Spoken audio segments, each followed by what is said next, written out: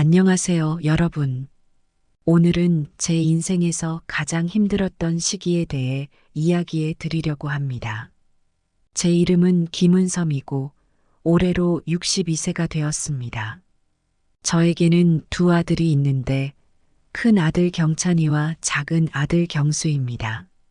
두 아들 모두 이제는 어엿한 성인이 되어 직장에 다니고 있죠. 하지만 얼마 전까지만 해도 우리 가족은 큰 갈등을 겪었습니다. 그 이야기를 들려드리겠습니다. 작년 봄 경찬이가 저를 찾아왔습니다. 평소와 다른 진지한 표정으로 말을 꺼내더군요. 어머니, 제가 결혼을 하려고 합니다. 저는 깜짝 놀랐습니다. 아들의 결혼 소식에 기쁨도 잠시, 곧 뒤따라온 말에 당황했습니다. 그런데 어머니, 신혼집 마련이 걱정됩니다. 혹시 저희 집 좀 사주실 수 있으세요? 경찬이의 말에 저는 말문이 막혔습니다. 물론 아들의 결혼을 축하하고 싶었고 도와주고 싶은 마음이 굴뚝 같았습니다.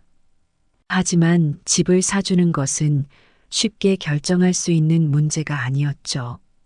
경찬아, 어머니가 너 마음은 이해해. 하지만 집은 너의 힘으로 마련해야 해. 제 말에 경찬이의 표정이 어두워졌습니다. 왜요? 어머니, 우리 형편이 어렵지 않잖아요. 저 결혼하는데 이 정도는 해주실 수 있지 않나요? 저는 고개를 저었습니다. 아니다, 경찬아.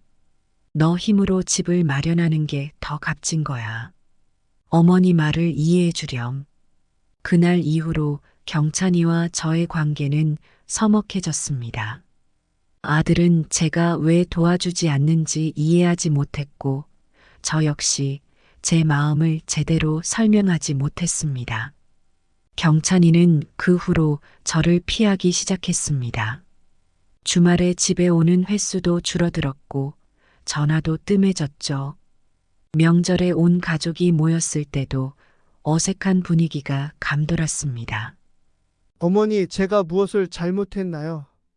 왜 저를 도와주지 않으시는 건가요? 경찬이의 눈빛에서 원망이 느껴졌습니다. 저는 마음이 아팠지만 제 결심을 꺾을 수 없었습니다. 그로부터 몇 달 후, 이번에는 작은 아들 경수가 찾아왔습니다. 어머니, 저도 이제 결혼할 나이가 됐잖아요. 여자친구도 생겼고요. 우리도 신혼집이 필요한데 저는 한숨을 쉬었습니다. 또 이런 상황이 오다니. 경수야, 내가 경찬이한테 한 말 들었지? 너도 마찬가지야. 집은 너의 힘으로 마련해야 해. 경수의 표정이 굳어졌습니다. 어머니, 왜 그러세요? 다른 집은 다 자식들 집 사줘요. 우리만 왜 이래요? 저는 마음이 아팠습니다. 하지만 제 결심은 변함이 없었습니다. 경수야, 나중에 이해하게 될 거야. 지금은 어머니 말을 믿고 따라주렴. 경수도 형과 마찬가지로 저를 이해하지 못했습니다. 그는 화를 내며 집을 나갔고 그 후로 연락이 뜸해졌습니다. 그렇게 두 아들 모두와 관계가 소원해졌습니다. 가족 모임에서도 어색한 분위기가 감돌았고 서로 대화를 피하기 일쑤였죠. 주변 사람들의 시선도 따가웠습니다. 은섬 씨, 당신 왜 그래? 자식들 결혼한다는데 집 정도는 사줘야지. 돈이 없는 것도 아닌데 너무하네요. 자식들한테 인색하면 나중에 후회해요. 이런 말들을 들을 때마다 가슴이 아팠습니다. 하지만 저에게는 이유가 있었습니다. 제 과거의 경험 때문이었죠. 30년 전 저는 젊은 나이에 부모님께 집을 사드렸습니다. 당시 저는 20대 후반이었어요. 부모님을 위해 무언가 해드리고 싶었습니다. 어릴 적부터 고생만 하신 부모님께 보답하고 싶었거든요. 힘들게 모은 돈으로 작은 아파트를 마련해 부모님을 모셨죠. 20평 남짓한 크기였지만 저에겐 세상을 다 가진 것 같은 기분이었습니다. 부모님의 기뻐하시는 모습을 보며 저도 덩달아 행복했습니다. 그때 저는 뿌듯했습니다. 이제 부모님 고생 안 하셔도 돼요. 제가 다 해결했잖아요. 부모님은 눈시울을 붉히시며 저를 안아주셨습니다. 은섬아, 너가 이렇게 훌륭하게 자라다니. 정말 고맙다. 그 말씀을 들으며 저는 더욱 열심히 살아야겠다고 다짐했습니다. 하지만 그 후 예상치 못한 일이 벌어졌습니다. 처음에는 모든 게 순조로워 보였습니다. 부모님은 새 집에서 편안히 지내셨고 저는 일에 더욱 매진할 수 있었죠. 그러나 시간이 지나면서 상황이 조금씩 변하기 시작했습니다. 부모님은 점점 의존적이 되어갔고 모든 것을 저에게 기대기 시작했습니다. 은섬아, 이번에 냉장고가 고장났어. 새로 사주면 안 되겠니? 딸, 우리 여행 한번 가고 싶은데 내가 알아서 해줘. 이런 요청들이 점점 늘어났습니다. 처음에는 기꺼이 해드렸습니다. 부모님을 위해서라면 뭐든 할 수 있다고 생각했거든요. 하지만 점점 부담이 되기 시작했죠. 제 월급의 상당 부분이 부모님을 위해 쓰이기 시작했습니다. 개인적인 삶을 위한 여유가 점점 줄어들었죠. 더 큰 문제는 부모님의 태도였습니다. 부모님은 스스로 할 수 있는 일도 저에게 의지하셨고 제 삶은 점점 더 힘들어졌습니다. 퇴근 후에도 부모님의 요구사항을 처리하느라 제 시간을 가질 수 없었습니다. 은섬아, 오늘은 왜 이렇게 늦니? 엄마 아빠가 얼마나 기다렸는지 몰라. 이런 말씀을 들을 때마다 죄책감과 부담감이 동시에 몰려왔습니다. 결국 저는 경제적으로 큰 어려움을 겪게 되었습니다. 부모님을 위해 쓴 돈들이 쌓여 빚까지 지게 되었죠. 신용카드 대금을 갚지 못해 연체가 되기도 했습니다. 직장에서도 문제가 생겼습니다. 부모님 일로 집중력이 떨어져 실수를 하게 되었고 상사의 질책을 받기도 했죠. 승진의 기회도 놓쳤습니다. 그때 저는 깨달았습니다. 내가 너무 성급했구나. 부모님의 자립심을 빼앗아 버렸어. 제 선의가 오히려 부모님과 저 모두에게 해가 되고 있었던 겁니다. 그 경험은 저에게 큰 교훈이 되었습니다.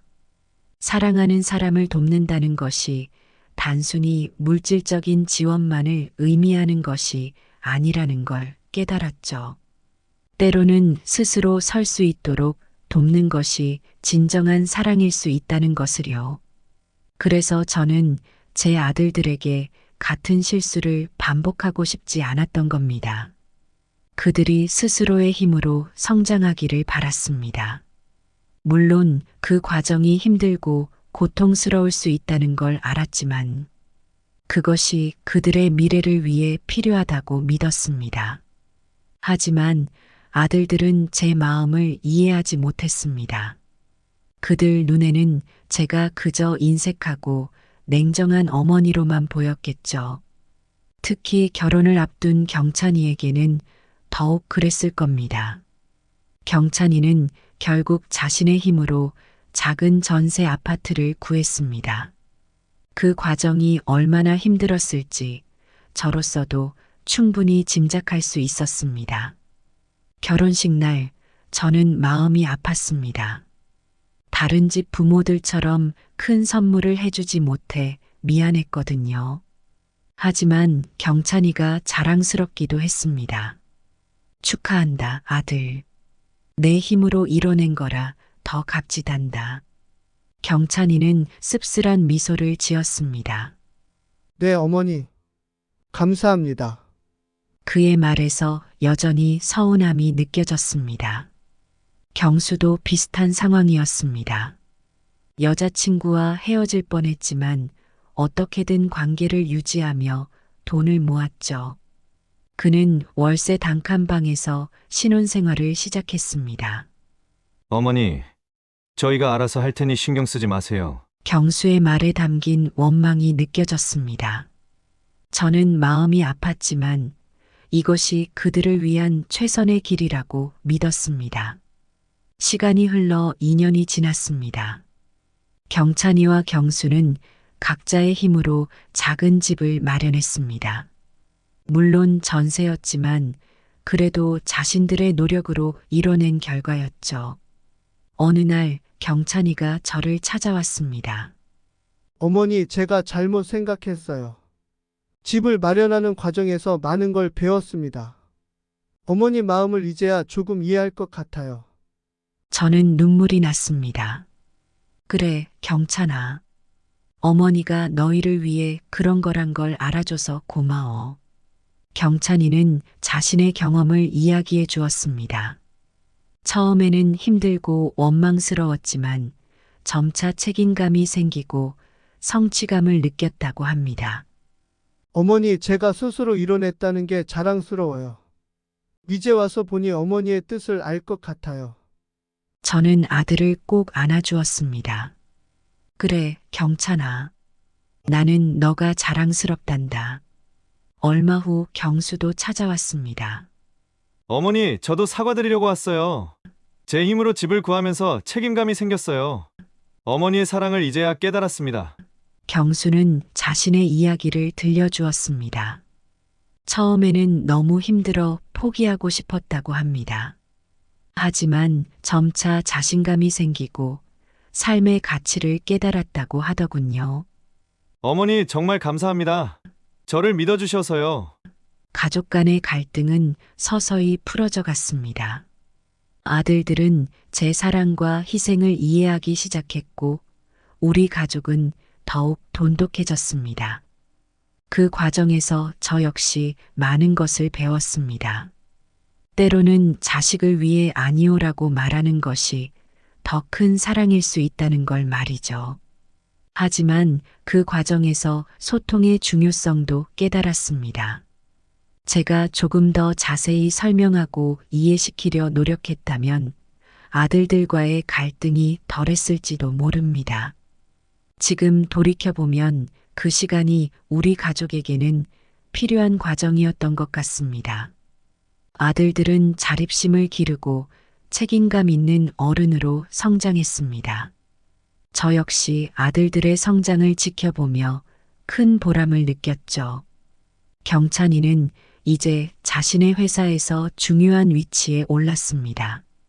그는 종종 이렇게 말합니다. 어머니 덕분에 제가 이만큼 성장할 수 있었어요. 감사합니다. 경수도 자신의 사업을 시작했습니다. 처음에는 힘들었지만 점차 안정을 찾아가고 있죠. 어머니, 제가 포기하지 않고 여기까지 올 수 있었던 건 어머니 덕분이에요. 그들의 말을 들을 때마다 가슴이 뭉클해집니다. 물론 아직도 가끔은 후회가 듭니다. 그때 조금만 더 도와줬다면 하는 생각이 들 때도 있죠. 하지만 아들들의 당당한 모습을 보면 그런 생각도 금세 사라집니다. 여러분, 부모의 사랑은 때로는 엄격함으로 표현될 수 있습니다.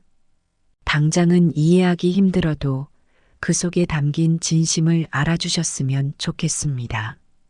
자녀들의 진정한 성공과 행복을 위해 때론 아니오라고 말할 줄 아는 것도 부모의 역할이라고 생각합니다.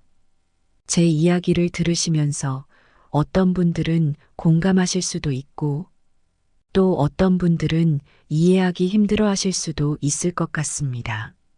하지만 모든 가정에는 각자의 사정과 상황이 있다는 것을 말씀드리고 싶습니다. 제 선택이 모든 분들에게 옳은 것은 아닐 수 있습니다. 다만 부모님들께서는 자녀들의 장기적인 성장과 행복을 위해 어떤 것이 최선일지 깊이 고민해 보시기 바랍니다. 그리고 자녀 여러분, 부모님의 결정이 때로는 이해하기 힘들 수 있습니다. 하지만 그 속에 담긴 사랑과 염려의 마음을 헤아려 주셨으면 좋겠습니다. 지금은 힘들고 서운할 수 있지만 시간이 지나면 그 의미를 이해하게 될 거예요. 제 이야기를 들려드리면서 한 가지 덧붙이고 싶은 것이 있습니다. 바로 대화의 중요성입니다. 저는 제 결정에 대해 아들들과 충분히 소통하지 못했던 것을 가장 후회합니다. 제 마음을 더 자세히 설명하고 그들의 입장도 더 깊이 이해하려 노력했다면 우리 가족의 갈등은 조금 덜했을지도 모릅니다. 부모님들, 자녀들과 충분히 대화를 나누세요. 여러분의 결정 이유를 자세히 설명해 주시고 자녀들의 마음도 경청해 주세요. 서로를 이해하려는 노력이 있다면 어떤 어려움도 함께 극복할 수 있을 것입니다. 그리고 자녀 여러분, 부모님의 결정을 무조건 반대하기보다는 그 속에 담긴 의도를 이해하려 노력해 보세요. 여러분의 성장을 바라는 부모님의 마음을 느낄 수 있을 거예요. 제 아들들은 이제 자신들의 가정을 꾸렸습니다. 그들도 곧 부모가 될 텐데 그때는 또 어떤 선택을 하게 될지 궁금하네요. 어쩌면 저와는 다른 방식으로 자녀를 키울지도 모르겠습니다. 하지만 그것 또한 그들의 선택을 존중하려 합니다. 각자의 시대와 상황에 맞는 최선의 방법이 있을 테니까요. 다음 사연입니다. 여러분, 제가 이런 이야기 하나 들려드릴까 해요. 제 이름은 박혜순이고 올해 67살입니다. 외동아들 동규와 며느리, 그리고 귀여운 손주와 함께 살고 있지요. 요즘 시장에 가면 오랜 친구들을 자주 만나요. 그럴 때마다 우리 가족 이야기를 하곤 합니다. 우리 며느리가 요리를 정말 잘해요. 어제는 김치찌개를 끓였는데 맛이 어찌나 좋던지 하면서 자랑을 하지요. 친구들은 저에게 말합니다. 혜수 씨는 복도 많지? 며느리랑 사이가 좋아 보여. 그럴 때마다 저는 웃음 짓습니다. 그럼요. 우리 가족이 최고예요. 가족과 함께하는 소소한 행복이 참 귀중하다는 걸 새삼 느끼곤 해요. 식사 시간에 모여 앉아 오늘 있었던 일들을 나누는 순간이 제겐 가장 행복한 시간이에요. 어제도 그랬어요. 저녁 식사 시간에 손주가 유치원에서 있었던 일을 신나게 얘기하는데 듣고 있자니 제 입가에 절로 미소가 번졌어요. 할머니, 오늘 선생님이 내 그림을 칭찬하셨어. 하고 자랑하는 모습이 얼마나 귀엽던지요. 며느리는 아들의 말에 귀 기울이며 우리 아들 정말 잘했네. 다음에는 어떤 그림을 그릴 거야? 하고 물었어요. 그 모습을 보며 우리 며느리는 정말 좋은 엄마구나 하고 생각했죠. 동규는 회사에서 있었던 일을 이야기했어요. 오늘 새로운 프로젝트를 맡게 됐어요. 조금 부담되긴 하지만 열심히 해볼 생각이에요. 우리 아들 잘할 수 있을 거야. 엄마가 응원할게. 이렇게 하루의 일과를 나누는 시간이 우리 가족에겐 소중한 전통이 되었어요. 때로는 사소한 다툼도 있지만 이런 시간들이 있어 우리 가족이 더 끈끈해지는 것 같아요. 얼마 전에는 명절 준비를 하면서 며느리와 함께 송편을 빚었어요. 제가 어릴 적 배운 방법을 며느리에게 가르쳐 주었죠.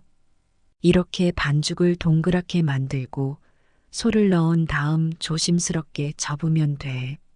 며느리는 열심히 따라하면서 저에게 물었어요.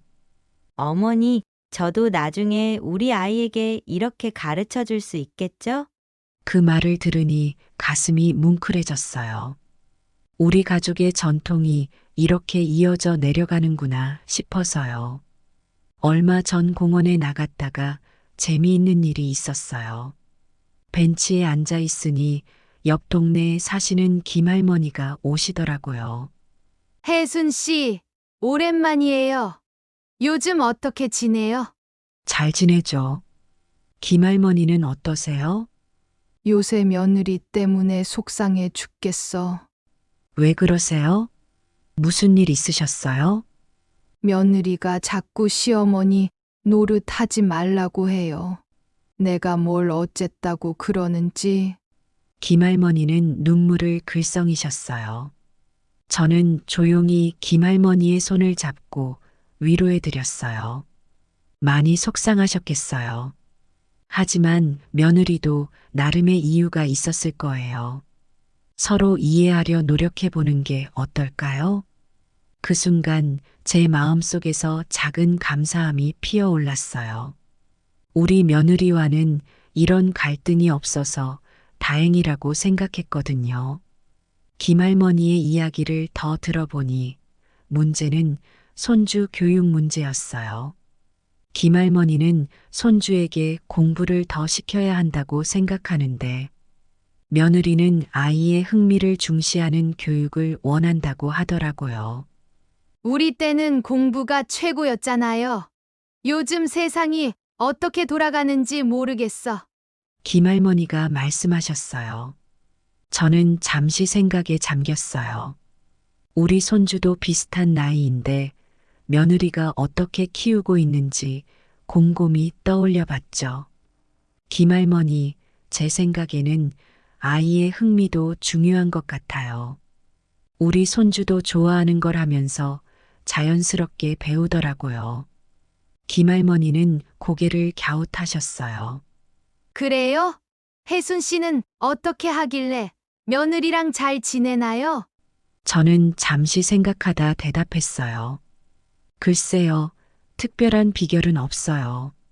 다만 서로 존중하려고 노력하는 것 같아요. 며느리의 의견도 귀 기울여 듣고 제 생각도 조심스레 전하고요.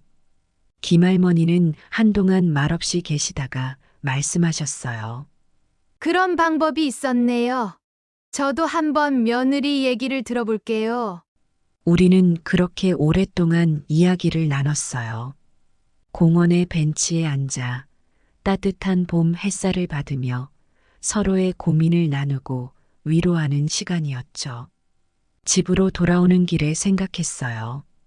세상이 참 많이 변했구나. 하지만 서로 이해하고 존중하는 마음은 변하지 않아야 해. 그날 이후로 저는 며느리의 말에 더 귀 기울이게 되었어요. 때로는 제가 이해하기 어려운 말을 해도 곰곰이 생각해 보려고 노력했죠. 그러다 보니 며느리의 입장을 조금씩 이해하게 되더라고요.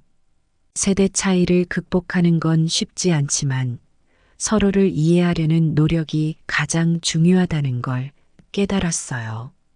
얼마 전에는 정말 기쁜 일이 있었어요. 우리 아들 동규가 회사에서 승진했다는 소식을 들었거든요. 어머, 우리 아들 정말 잘했네. 얼마나 기뻐했는지 몰라요. 그날 저녁 온 가족이 모여 축하 자리를 가졌어요. 제가 동규 좋아하는 갈비찜도 특별하게 준비했지요. 식사하는 도중에 며느리가 말했어요. 어머니, 아버님, 그리고 여보, 사실 제가 임신했어요. 그 말을 듣는 순간 저도 모르게 눈물이 났어요. 정말이니? 아이고, 우리 며느리. 그래, 하나보단 둘이 좋아. 6살 차이인가? 며느리를 꼭 안아줬어요. 그날 밤 잠자리에 들면서 생각했어요. 우리 가족이 이렇게 행복해지다니 정말 감사한 일이구나. 다음 날 아침 저는 일찍 일어나 시장에 갔어요. 며느리에게 좋은 음식을 해주고 싶어서였죠. 우리 며느리, 이제 둘이 먹어야 하니까 더 잘 먹어야 해. 좋은 재료들을 골랐어요. 집에 돌아와 보니 며느리가 부엌에 서 있더라고요. 어머니, 제가 도와드릴게요. 아이고, 괜찮아. 너는 몸 조심해야지. 저도 할 수 있어요, 어머니. 임신했다고 아픈 것도 아닌데. 순간 당황스러웠지만 며느리의 마음을 이해하려고 노력했어요. 그래, 너 말이 맞다. 같이 하자꾸나. 그렇게 우리는 함께 요리를 했어요. 며느리가 채소를 썰 때 저는 옆에서 국을 끓였어요. 어머니, 제가 태교로 좋은 음악을 들으려고 해요. 어머니께서 들으시던 좋은 노래 있으세요? 며느리가 물었어요. 저는 잠시 생각에 잠겼다가 대답했어요. 그래, 내가 너희 동규 가졌을 때 들었던 노래가 있어. 나중에 들려줄게. 그렇게 이야기를 나누다 보니 며느리와 더 가까워진 것 같았어요. 임신이라는 큰 변화 앞에서 우리는 서로를 더 이해하게 된 것 같았죠. 저녁에 동규가 퇴근하고 돌아왔을 때 우리는 함께 만든 음식을 차렸어요. 어머, 오늘 음식이 특별히 맛있네요. 라고 동규가 말하자 며느리와 저는 서로 눈을 마주치며 웃었어요. 오늘은 우리 며느리랑 같이 만들었어. 앞으로도 종종 이렇게 해야겠어. 그날 밤 저는 일기장에 이렇게 썼어요. 오늘은 특별한 날이었다. 우리 가족에게 2가지 기쁜 소식이 있었고, 며느리와 더 가까워진 것 같다. 앞으로 태어날 아기와 함께 우리 가족이 더욱 행복해지길. 며느리의 임신 소식 이후로 집안 분위기가 더욱 화기애애해졌어요. 하지만 한편으로는 걱정도 되더라고요. 며느리의 입덧이 너무 심해 보였거든요. 얘야, 괜찮니? 많이 힘들어? 괜찮아요, 어머니. 걱정하지 마세요. 근데 얼굴색이 안 좋아 보이더라고요. 그래서 저는 집안일을 도맡아 하기 시작했어요. 청소도 하고, 빨래도 하고, 음식도 만들고. 피곤할 때도 있지만 우리 며느리와 뱃속 아기를 위해서라고 생각하니 힘이 나더라고요. 하지만 가끔은 며느리의 예민해진 성격 때문에 작은 오해가 생기기도 했어요. 한 번은 제가 만든 음식이 싱겁다고 해서 임신하면 입맛이 없어진대. 조금만 참아. 라고 했더니 며느리가 눈물을 글썽이며 방으로 들어가 버리는 거예요. 당황스러웠지만 임신 중에는 감정 기복이 심하다는 걸 알고 있었기에 이해하려고 노력했어요. 다음 날 며느리에게 조심스레 다가갔어요. 어제 내가 말실수를 했구나. 미안해. 하고 사과했더니 며느리도 아니에요, 어머니. 제가 너무 예민했어요. 하고 대답하더라고요. 그 일을 계기로 우리는 서로를 더 이해하려고 노력하게 됐어요. 며느리의 입덧을 덜어주기 위해 제가 할 수 있는 일들을 찾아보기 시작했죠. 인터넷도 찾아보고 친구들에게도 물어보고 그러다 알게 된 것이 신음식이 입덧에 도움이 된다는 거였어요. 그래서 매일 아침 신선한 레몬물을 만들어 며느리 방에 가져다 두었어요. 어머니, 제가 할 수 있어요. 하고 며느리가 말했지만 아니야, 이 정도는 내가 해야지. 너는 편하게 쉬어. 하고 대답했죠. 며느리는 처음에는 어색해하더니 점점 고마워하는 눈치였어요.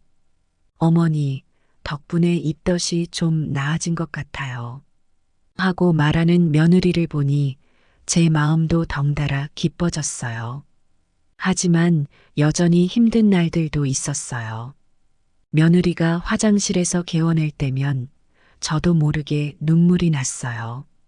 우리 며느리가 이렇게 고생을 하는구나 싶어서요. 그런 날은 며느리 옆에 가만히 앉아 등을 문질러 주었어요. 말없이 옆에 있어 주는 것만으로도 위로가 될 거라고 생각했거든요. 며느리는 그런 저를 보며 어머니, 정말 감사해요. 하고 말하곤 했어요. 그 말을 들을 때마다 아, 이렇게 서로 이해하고 돕는 게 가족이구나 하는 생각이 들었죠. 손주의 유치원 행사가 있던 날이었어요. 아침 일찍부터 준비를 하고 유치원으로 향했죠. 할머니, 나 긴장돼. 하고 손주가 말하길래 우리 손주 잘할 거야. 할머니가 응원할게. 하고 격려해 주었어요. 행사장에 도착하니 다른 아이들의 할머니들도 많이 오셨더라고요. 옆자리에 앉으신 분과 이야기를 나누게 됐어요. 아이고, 요즘 애들 키우기 참 힘들죠? 하고 그 할머니가 말을 걸어오셨어요. 그러게 말이에요. 세상이 많이 변했잖아요. 맞아요. 우리 며느리는 아이 교육에 대해 저랑 생각이 많이 달라요. 어떻게 해야 할지 모르겠어. 라면서 할머니는 한숨을 쉬셨어요. 저는 잠시 생각에 잠겼다가 서로 대화를 많이 나누는 게 중요한 것 같아요. 저도 처음에는 며느리와 생각이 달라 힘들었는데 이야기를 나누다 보니 서로를 이해하게 되더라고요. 하고 조심스레 말씀드렸어요. 그 할머니는 고개를 끄덕이시며 그렇군요. 저도 한번 며느리와 차분히 이야기를 나눠봐야겠어요. 하고 말씀하셨어요. 행사가 끝나고 집에 돌아와 며느리에게 오늘 있었던 일을 이야기해 주었어요. 우리 애기가 무대 위에서 노래를 정말 잘 부르더라. 너무 기특해서 눈물이 날 뻔했어. 며느리는 피곤해 보이는 얼굴로 대답했어요. 그랬군요, 어머니. 제가 가보지 못해 아쉽네요. 순간 며느리의 반응이 서운하게 느껴졌어요. 내가 이렇게 좋은 소식을 전해주는데 왜 이렇게 무덤덤할까 하는 생각이 들었거든요. 하지만 곧 생각을 바꾸었어요. 아, 며느리가 임신 중이라 많이 피곤할 거야. 내 마음을 몰라서가 아니라 몸이 힘들어서 그런 거겠지. 많이 피곤하구나. 쉬어. 내가 저녁 준비할게. 며느리는 고마워하는 눈빛으로 죄송해요, 어머니. 정말 피곤해서. 그런데 어머니, 행사에 대해 더 자세히 말씀해 주세요. 하고 말하더라고요. 그 말을 듣고 나니 마음이 따뜻해졌어요. 며느리도 노력하고 있다는 걸 느낄 수 있었거든요. 저녁을 준비하면서 행사에 대해 더 자세히 이야기해 주었어요. 며느리는 관심 있게 듣더니 말했어요. 다음에는 꼭 저도 가보고 싶어요. 그날 밤 잠자리에 들면서 생각했어요. 서로를 이해하려고 노력하는 게 정말 중요하구나. 오늘 하루도 우리 가족이 조금 더 가까워진 것 같아. 추석이 다가오면서 집안이 분주해졌어요. 명절 준비를 하려니 할 일이 정말 많더라고요. 아침 일찍부터 일어나 장을 보고 음식을 준비하고 힘들긴 했지만 가족들이 맛있게 먹을 걸 생각하니 절로 힘이 나더라고요. 아가, 송편 만드는 거 도와줄 수 있겠니? 하고 물었어요. 며느리는 네, 어머니. 제가 돕겠습니다. 하고 대답했지만 얼굴에 피곤한 기색이 역력했어요. 송편을 빚으면서 이야기를 나눴어요. 작년에는 우리가 송편을 참 예쁘게 빚었지. 올해는 어떻게 만들까?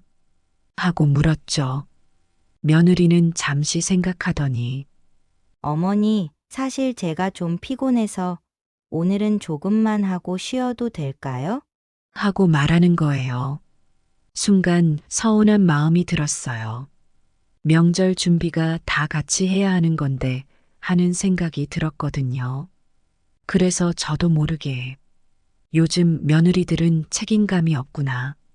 우리 때는 이렇게 안 했는데 하고 말해버렸어요.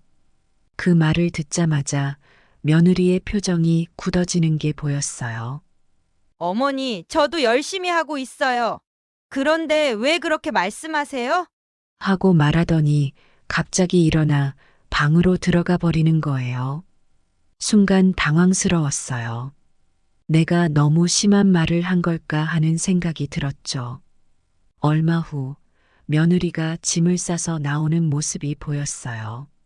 어머니, 저 잠깐 친정에 다녀오겠습니다. 라고 말하더니 현관문을 열고 나가버렸어요. 그 순간 너무 놀라고 당황스러워서 아무 말도 할 수 없었어요. 이게 무슨 일이지? 내가 뭘 잘못했나 하는 생각만 계속 들었죠. 아들 동규가 퇴근하고 돌아왔을 때 저는 며느리가 나간 일을 이야기했어요. 엄마 왜 그렇게 말씀하셨어요? 임신 중이라 많이 힘들 텐데. 라고 동규가 말하는 거예요. 그 말을 듣고 보니 제가 잘못했다는 생각이 들었어요. 임신 중인 며느리의 입장을 전혀 생각하지 못했던 거죠. 며느리가 집을 떠난 후 집안에는 무거운 침묵이 내려앉았어요. 평소 시끌벅적하던 집이 이렇게 조용하니 마음이 더 무거워졌죠. 방 안에 혼자 앉아 있으니 온갖 생각이 머릿속을 스쳐 지나갔어요. 내가 정말 잘못한 걸까? 아니야, 며느리가 너무 예민한 거야 하는 생각과 아이고, 내가 너무 심했나 하는 생각이 번갈아 들었어요. 손주 방에 가보니 장난감들이 여기저기 흩어져 있더라고요. 평소 같으면 이 녀석 또 장난감을 안 치웠구나 하고 혼잣말을 했겠지만 이번엔 그저 물끄러미 바라보기만 했어요. 부엌에 가서 물 한 잔을 따랐어요. 싱크대에 설거지거리가 조금 쌓여 있는 걸 보니 며느리가 얼마나 바빴을지 새삼 느껴졌어요. 천천히 설거지를 하면서 생각에 잠겼어요. 그동안 며느리가 얼마나 힘들었을까? 임신한 몸으로 집안일에 직장일까지. 내가 며느리 입장을 전혀 생각하지 못했구나. 설거지를 마치고 거실로 나왔어요. 벽에 걸린 가족 사진을 보니 눈시울이 붉어졌어요. 며느리가 우리 집에 처음 왔을 때가 생각났어요. 그때 며느리는 얼마나 밝고 활기찼었는지. 요즘 며느리의 얼굴에서 그때의 미소를 보기 힘들었다는 걸 깨달았어요. 내가 며느리에게 너무 많은 걸 바랬던 건 아닐까? 요즘 세상이 많이 변했는데 나는 옛날 방식만 고집했던 것 같아. 이런저런 생각을 하다 보니 답답한 마음에 밖으로 나가고 싶어졌어요. 평소 자주 가던 공원으로 발걸음을 옮겼죠. 공원 벤치에 앉아 사람들을 구경하며 한참을 생각에 잠겼어요. 젊은 부부가 아이를 데리고 노는 모습을 보니 우리 가족 생각이 났어요. 저렇게 행복해 보이는 가족을 보니 부럽다. 우리 가족도 저렇게 행복했었는데 내가 다 망쳐버렸구나. 한참을 앉아 있다 보니 옆자리에 누군가 앉더라고요. 고개를 돌려보니 평소 친하게 지내던 이웃 김할머니였어요. 혜순 씨, 여기서 뭐해요? 얼굴이 왜 그렇게 어두워요? 김할머니가 물으셨어요. 저는 한숨을 쉬며 대답했죠. 김할머니, 제가 큰 실수를 했어요. 그리고는 며느리와 있었던 일을 처음부터 끝까지 이야기했어요. 말하다 보니 눈물이 나더라고요. 제가 잘못한 거죠? 며느리 마음도 모르고 그렇게 말해버리다니. 라고 말하는데 목이 메었어요. 김할머니는 제 손을 잡고 위로해 주셨어요. 혜순 씨, 너무 자책하지 마세요. 세대 차이 때문에 생기는 일은 어느 집에나 있어요. 그래도 전 너무 심했어요. 며느리가 임신한 걸 알면서도 하고 말하는데 김할머니가 말을 끊으셨어요. 혜순 씨, 지금 중요한 건 앞으로예요. 어떻게 하면 며느리의 마음을 이해하고 서로 소통할 수 있을지 생각해봐요. 김할머니의 말씀을 듣고 보니 조금은 마음이 가벼워지는 것 같았어요. 그래, 이제 어떻게 해야 할지 생각해 봐야 해. 김할머니 말씀이 맞아요. 제가 먼저 마음을 열고 며느리에게 다가가야겠어요. 고마워요, 김할머니. 덕분에 마음이 한결 나아졌어요. 김할머니와 헤어지고 집으로 돌아오는 길, 새로운 다짐을 하게 됐어요. 이제부터 며느리의 입장에서 생각해 보자. 그리고 먼저 사과해야지. 집에 도착하니 해가 저물고 있었어요. 텅 빈 집을 보니 다시금 마음이 아팠지만 이번엔 희망이 보이는 것 같았어요. 내일은 꼭 며느리에게 연락해 봐야지. 다음 날 아침 일찍 눈을 떴어요. 밤새 며느리에게 어떤 말을 해야 할지 고민하느라 잠을 설쳤거든요. 어떻게 사과해야 할까? 문자로 하는 게 좋을까? 아니면 전화를 하는 게 나을까? 아침 식사도 제대로 하지 못하고 방안을 서성이다 결심했어요. 문자를 보내자. 며느리도 마음의 준비를 할 시간이 필요할 거야. 하지만 문제가 있었어요. 그날따라 인터넷이 안 되는 거예요. 손주에게 도움을 요청하기로 했죠. 우리 손주, 할머니 좀 도와줄래? 엄마한테 문자를 보내고 싶은데 인터넷이 안 되네. 손주는 흔쾌히 도와주겠다고 했어요. 할머니, 제가 도와드릴게요. 뭐라고 보내고 싶으세요? 저는 한참을 고민하다 입을 열었어요. 아가, 미안해. 내가 잘못했어. 용서해 주겠니? 이렇게 써줄래? 손주가 놀란 눈으로 쳐다보더니 말했어요. 할머니, 그렇게 짧게 보내면 안 돼요. 마음을 더 담아서 보내야 해요. 손주의 말에 고개를 끄덕였어요. 그래, 너 말이 맞구나. 그럼 이렇게 써보자. 저는 천천히 말을 이어갔어요. 사랑하는 며느리에게. 어제 일 정말 미안해. 할머니가 너의 마음을 전혀 헤아리지 못했구나. 임신으로 힘든데 내가 더 힘들게 했어.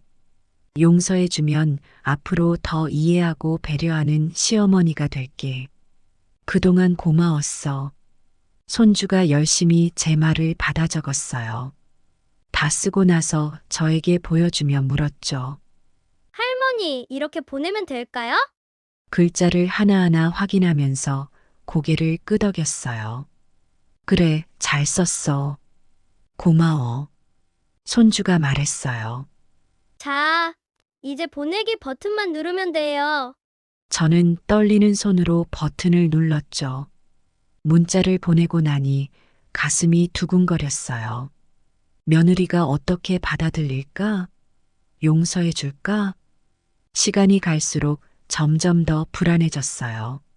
몇 분이 지났는지, 몇 시간이 지났는지 분간이 가지 않았어요. 자꾸만 휴대폰을 들여다보게 됐어요. 답장이 왔나 확인하는데 아무 소식이 없었죠. 혹시 문자가 잘못 갔나? 아니면 며느리가 내 번호를 차단했나? 불안한 마음에 손주를 다시 불렀어요. 얘야, 문자가 잘 갔는지 확인해 줄래? 손주는 대답했어요. 네, 할머니. 잘 갔어요. 엄마가 아직 답장을 안 한 것뿐이에요. 시간이 점점 더 늦어져 가는데 아무런 답장이 오지 않았어요. 점심시간이 지나고 저녁이 다가오는데도 여전히 소식이 없었죠. 며느리가 정말 화가 많이 났나 봐. 나를 용서하지 않으려나. 마음이 점점 더 무거워졌어요. 집 안 곳곳을 서성이며 휴대폰만 바라보고 있었죠. 그때 갑자기 휴대폰에서 소리가 났어요. 황급히 확인해 보니 며느리에게서 온 답장이었어요. 떨리는 손으로 문자를 열었어요. 하지만 그날따라 제 눈이 침침해서 글자가 잘 보이지 않았죠. 다시 손주를 불러 부탁했어요. 얘야, 할머니 눈이 잘 안 보여. 엄마가 뭐라고 썼는지 읽어줄래? 손주가 휴대폰을 받아들고 천천히 읽기 시작했어요. 어머니, 저도 많이 생각했어요. 제가 너무 예민하게 굴었던 것 같아요. 어머니의 마음을 이해합니다. 저도 죄송해요. 내일 집에 돌아가겠습니다. 그때 뵙고 이야기 나눠요. 며느리의 답장을 듣는 순간 눈물이 왈칵 쏟아졌어요. 아, 다행이야. 며느리가 이해해줬구나. 안도의 한숨을 쉬며 손주를 꼭 안아주었어요. 고마워, 정말 고마워. 그날 밤 오랜만에 편안한 마음으로 잠자리에 들 수 있었어요. 내일 며느리를 만나면 어떤 말을 해야 할지, 어떻게 하면 더 좋은 관계를 만들어갈 수 있을지 생각하며 잠이 들었답니다. 다음 날 아침 일찍 눈을 떴어요. 며느리가 오늘 돌아온다는 생각에 마음이 설렜죠. 며느리가 좋아하는 음식을 준비해야겠어. 서둘러 일어나 시장에 갔어요. 며느리가 좋아하는 고등어와 미역, 그리고 임신 중인 며느리에게 좋은 과일들을 샀죠. 집에 돌아와 부엌에 서니 긴장이 되더라고요. 오랜만에 하는 요리라 잘할 수 있을까? 하지만 며느리를 위한 마음을 담아 정성껏 음식을 준비했어요. 고등어는 며느리가 좋아하는 대로 매콤하게 졸여냈고, 미역국은 임신 중인 며느리에게 좋을 것 같아 넉넉히 끓였죠. 음식을 준비하면서 계속 시계만 보게 됐어요. 며느리가 언제 올까? 무슨 말부터 해야 하지? 그렇게 초조하게 기다리고 있을 때 현관문 열리는 소리가 들렸어요. 가슴이 쿵쾅거렸죠. 어머니, 저 왔어요. 며느리의 목소리를 듣자마자 눈물이 났어요. 부엌에서 나와 현관으로 달려갔죠. 아가, 말을 잇지 못하고 그대로 며느리를 안았어요. 며느리도 저를 꼭 안아주었죠. 어머니, 죄송해요. 제가 너무 성급하게 행동했어요. 저는 고개를 저었어요. 아니야. 내가 미안해. 너의 마음을 전혀 헤아리지 못했어. 우리는 한동안 그렇게 서로 아는 채로 있었어요. 눈물을 흘리며 서로의 마음을 느꼈죠. 잠시 후 저는 며느리의 손을 잡고 거실로 안내했어요. 앉아봐. 얘기 좀 하자. 며느리와 마주 앉아 이야기를 나누기 시작했어요. 처음에는 어색했지만 점점 마음을 열고 솔직하게 대화를 나눴죠. 아가, 나는 너가 얼마나 힘들었는지 몰랐어. 임신하고도 직장 다니면서 집안일까지 하느라 얼마나 버거웠을까. 며느리는 눈물을 글썽이며 말했어요. 저도 어머니 마음을 이해해요. 어머니도 가족을 위해 늘 애쓰시는데 제가 너무 예민하게 굴었어요. 서로의 마음을 이해하게 되니 그동안의 오해가 풀리는 것 같았어요. 우리는 앞으로 어떻게 하면 더 좋은 관계를 만들어갈 수 있을지 이야기를 나눴죠. 앞으로는 서로 힘든 점이 있으면 바로바로 이야기하자. 그리고 서로의 입장에서 생각해보는 시간을 가지자. 며느리도 동의했어요. 네, 어머니. 저도 그렇게 하겠습니다. 그리고 어머니, 제가 도움이 필요할 때 솔직히 말씀드릴게요. 이야기를 나누다 보니 배가 고프다는 걸 느꼈어요. 아가, 내가 너 좋아하는 음식 준비했어. 같이 먹자. 식탁에 앉아 함께 식사를 하면서 더 많은 이야기를 나눴어요. 며느리의 직장 이야기, 뱃속 아기 이야기, 그리고 우리 가족의 미래에 대해서요. 아가, 나는 너가 우리 집에 와서 정말 고마워. 너 같은 며느리를 두어서 얼마나 행복한지 몰라. 며느리는 환하게 웃으며 대답했어요. 저도 어머니 같은 분을 시어머니로 만나서 정말 감사해요. 그날 이후로 우리 가족의 분위기가 많이 달라졌어요. 서로를 더 이해하고 배려하려고 노력하게 됐죠. 며느리의 입덧이 심할 때면 제가 집안일을 도맡아 했고, 며느리도 제 건강을 걱정하며 자주 챙겨주었어요. 이제는 매일 저녁 함께 모여 앉아 그날 있었던 일들을 나누는 시간을 가져요. 서로의 고민을 들어주고 조언도 해주면서 더 가까워졌죠. 얼마 전에는 며느리가 제게 이런 말을 했어요. 어머니, 그때 일이 있고 나서 우리 가족이 더 가까워진 것 같아요. 어머니의 사랑을 더 깊이 느낄 수 있었어요. 그 말을 듣고 제 마음이 따뜻해졌어요. 그래, 가족은 이런 거구나. 어려움을 겪더라도 서로 이해하고 사랑하며 함께 성장해 나가는 거지. 이제 곧 새 생명이 우리 가족에게 찾아올 거예요. 그 아이가 태어나면 우리 가족은 더욱 행복해질 거예요.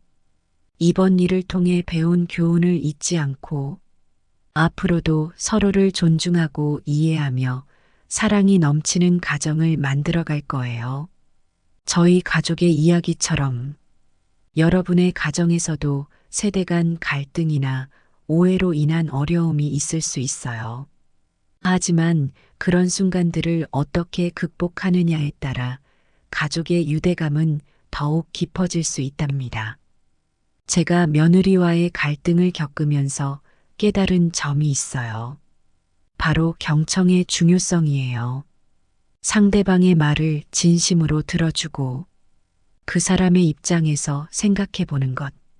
이것이 갈등 해결의 첫걸음이 된다는 걸 알게 되었죠. 또 하나 중요한 건 용기예요. 자신의 잘못을 인정하고 먼저 사과하는 용기.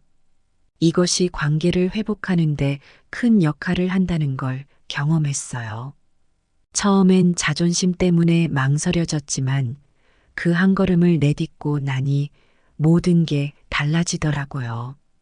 그리고 이해와 배려의 마음도 필요해요.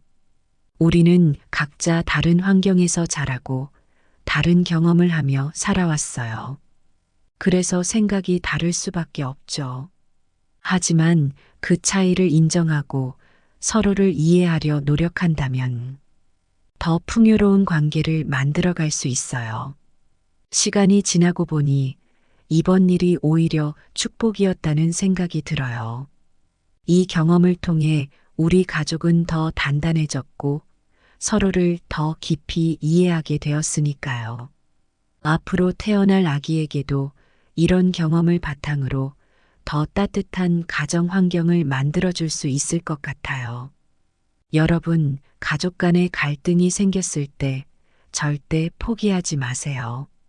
그 순간이 힘들고 고통스럽더라도 그것을 극복하는 과정에서 우리는 더 성장하고 성숙해질 수 있어요. 여러분의 가정에도 이런 작은 갈등이 있다면 부디 서로의 마음을 열고 대화를 나누셨으면 좋겠어요. 그리고 가족과 함께하는 시간을 소중히 여기세요. 우리 모두 행복한 가정을 만들어갈 수 있을 거예요. 서로를 이해하고 존중하며 사랑으로 보듬어주는 가족. 그런 가족 속에서 우리는 진정한 행복을 느낄 수 있을 거예요. 여러분의 가정에도 언제나 사랑과 웃음이 가득하길 바랄게요.